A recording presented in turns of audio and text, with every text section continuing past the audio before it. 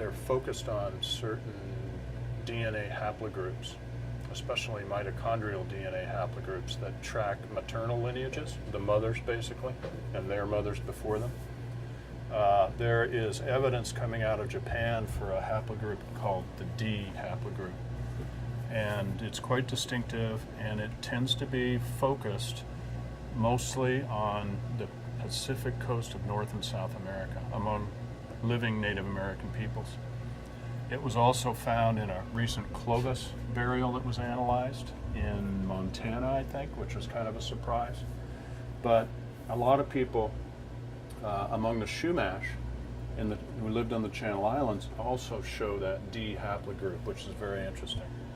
And there's some early human remains that were found in a cave in southeast Alaska called On Your Knees Cave. It looks like it was somebody who was killed by a bear, so it's not a human burial, just some scattered human bones of an individual. And those also, they're about 9,500 years old, and they look like they're this D haplogroup. So there's some genetic evidence that's, I think, fairly strongly pointing to the likelihood that at least one of the ways that people migrated into the Americas was by the coastal route. It's really cool. Let me see if I can pull this up.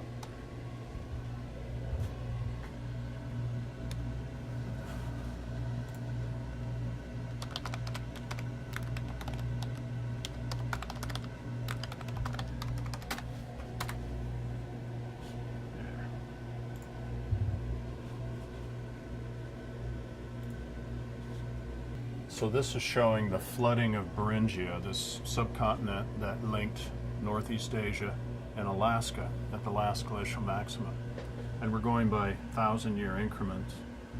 And what's interesting about this is that instead of this sort of unproductive icebound coastline that we used to think existed here, it evolved. The south coast of Beringia was full of islands, small islands. And this makes a very convoluted coast that has more productive area of marine ecology, near-shore ecology, and also protected areas for people in boats to navigate through. Let's go through that one more time.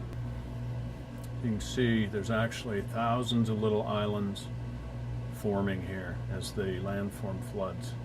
Lakes, protected areas that people in boats could have moved along, and it actually could have been really optimal habitat for people moving around the North Pacific by boat. The real key here was that until about 17,000 years ago, most of this area right here, South Central Alaska and northern British Columbia, was covered in ice. But it all started to retreat about 17,000 years ago, and the coastal route became available for people to move into the Americas.